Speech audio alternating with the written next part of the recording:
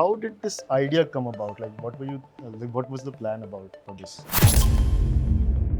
Yeah, as we work with clients, we're working on lots of AI-driven stuff. What we wanted to do was AI is moving beyond experimentation, and we wanted to show overall end-to-end impact of AI on different sectors. Is there any inspiration that you're going for, like a movie or something, like a sci-fi movie? Well, funny thing was, he said, hey, it has to be like Disneyland in some ways in terms of really wow experience. And I think the team did a great job of capturing that. Step into the future of global business. Spanning 40,000 square feet right here in Bengaluru, the new EY.ai Center for Reimagination is a powerhouse of cutting-edge technology. From robotics and digital twins to advanced agentic AI, this immersive space allows global industries to simulate, visualize, and fast-track real-world transformation. You know, I joined EY about 25 years ago. I was an engineer. I was in industry. I worked for a big company, AT&T. And then went to Silicon Valley and did my own startup. And then somebody said, hey, maybe you should look at EY. And you know, at that time I was like, EY, it's accountants and tax people. I'm not an accountant, I'm an engineer. And what would I do at EY? And it turned out that EY, even at that time, we were going into technology business. And that's how I started. And I was fortunate enough to have a good career. And a couple of years ago, I took over GDS. And GDS is at the heart of what we're doing. And a lot of the development and the innovations is done in GDS. So it was natural to put this kind of center over here. At the helm of this technological revolution is Ajay Anand, Global Vice Chair of EY GDS. He's a leader turning corporate intent into immediate execution, driving a massive shift that bridges the gap between raw AI ambition and definitive business impact. I still have the heart of an Indian. So when I got an opportunity to really come back to India to help build GDS, I wanted to bring all the learnings that I had over the years from the US in the technology sector, bring it here, and not only just create this center, but also upskill our people. I'm really, really glad that our people are not just doing delivery, they're doing innovation. We're heart of the innovation engine for EY. And a lot of it is done in India, so really proud to be able to do that. Do you have a favorite food from there? Or do you like US food more now? No. Like I said, my heart is Indian, so chole bhature, samosas, you know. So, you know, my team kids around with me. When I first came here, funny thing is I was coming from the US, and so they assumed that I wanted, you know, sandwiches. And so for lunch, and said, wait, I'm in India, I want chole bhature. So they quickly went and to Haldinar. Did you come back for chole bhature and EY just happened? Exactly, that's actually the joke. Oh, is it? I did the job for chole bhature. This is one of my favorite parts. You know, you design a shoe and then you prototype it. Yeah, the 3D model comes up here as well, right? Yeah, it's very interesting. We'll start designing, look at the upper shell. And you know, this is just some examples. We can add more variables to it, and look, just changing the colors of this thing. Whoa. And then let's see, upper shell, we'll make that green. And then we'll get to formulation, and then this is a summary, and then let's check out what it looks like.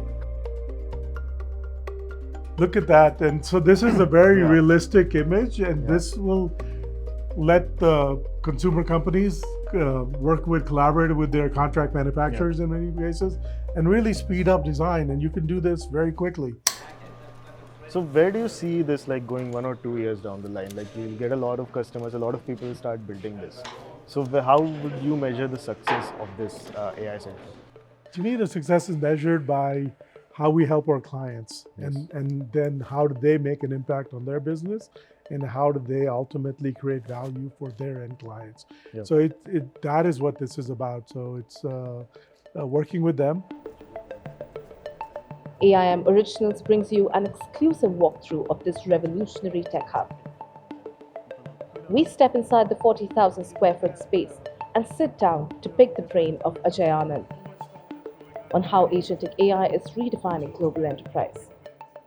So if people like consultants who are working at EY and also technologists who are coming here, what kind of skills or what kind of roles would they be like if they're coming here and working? Yeah, we're hiring a lot of technologists overall, all the way from data scientists, developers, do a lot in AI, cyber, some of Yes, the yes. things that goes behind the scenes, which may not be very transparent to you. For example, when you do the changes in microfactories and you change your demand and say, well, instead of building this in here, I'm going to build it here. Well, that has a lot of tax implications as well. Okay. And Yeah. so tax supply chain. So we have a lot of audit stuff and regulatory stuff that needs to go through. So we're hiring a lot of those and including a lot of tech skills as well. Yeah. So what advice would you give to people like engineers or technologists who are coming out right now of colleges and all? What advice would you give them when it comes to getting hired at some place like this, or maybe just like preparing themselves for the future? I think one of the key things is being able to learn. Yeah. It's hard to predict exactly where things are going, but being able to be adaptable. And so if I even look at my career, I started out as an engineer and then went into business, then running different consulting. I've worked at big companies and also done audits as well. And so it's about absorbing and learning and being willing to do that. I think that is a really good skill set. And then obviously hard work. I don't know if you have watched Iron Man. So Yeah. now how Tony Stark sits Exactly. there and then he's Exactly. So this is the control tower, Yeah. and you can pretty much control everything. So so your customers will get something like this when They will look at, depending on their business and what okay. they Yes, will yes. work through that. But this Yeah. gives you an holistic view of what's going on in different factories, supply chain, and other things. And so you can be sitting at a desk or and be able to monitor all of these different things. This massive launch is backed by EY's commanding $1.4 billion investment in artificial intelligence. It represents a bold blueprint for the future, locking perfectly into their roadmap to empower clients. By blending human-centered design with deep engineering, EY ensures that enterprises don't just navigate disruption, they lead it. A lot of people are scared about layoffs and everything that is happening. Where do you get that confidence right now that you're also hiring AI agents, for example, and also hiring people? Like, where do you see that? Like, what is happening right now? Look, the world is transforming, but it is going to be humans and machines, as you see even in the factories. There's still humans and there's Yes. machines as well, and there'll be new jobs created as well. So I would tell people, don't just look at what is maybe perhaps some mundane tasks maybe being taken over by AI, but there's all these new tasks, new things that are being created, responsible AI, prompt engineers, other things, physical AI specialists and all that stuff. Yeah. Just like when different transitions happen Yes. with the internet Yeah. and digital technologies, we used to have stores that sold VHS, tapes and DVDs, and all those stores shut down. But now we have app developers and social media influencers and all those things. We couldn't have imagined those 25 years ago before Facebook or iPhone and all that stuff. Yeah. So I think one of the things is I'm always an optimistic person. I think there'll be other things that'll come up. So we start with different potential futures of AI, how AI can impact industries, and then all the different mega trends that you just saw in every world. And then we go through each and every sector and look at the end-to-end value chain. So here we're approaching consumer retail. Yes. Yeah. And you'll see all the way from what kind of products do you want to design, why you want to do it, how do you want to do product development. But then you can also design your own shoe. So I just picked up this shoe. Oh, yeah. This gives me lots of details around this kind of shoe. And then sensors in that. No. Oh, it's picking up from. It's picking up from all the different cameras, and then you wow. can look at the different loyalty price shoe wipes and other things are included.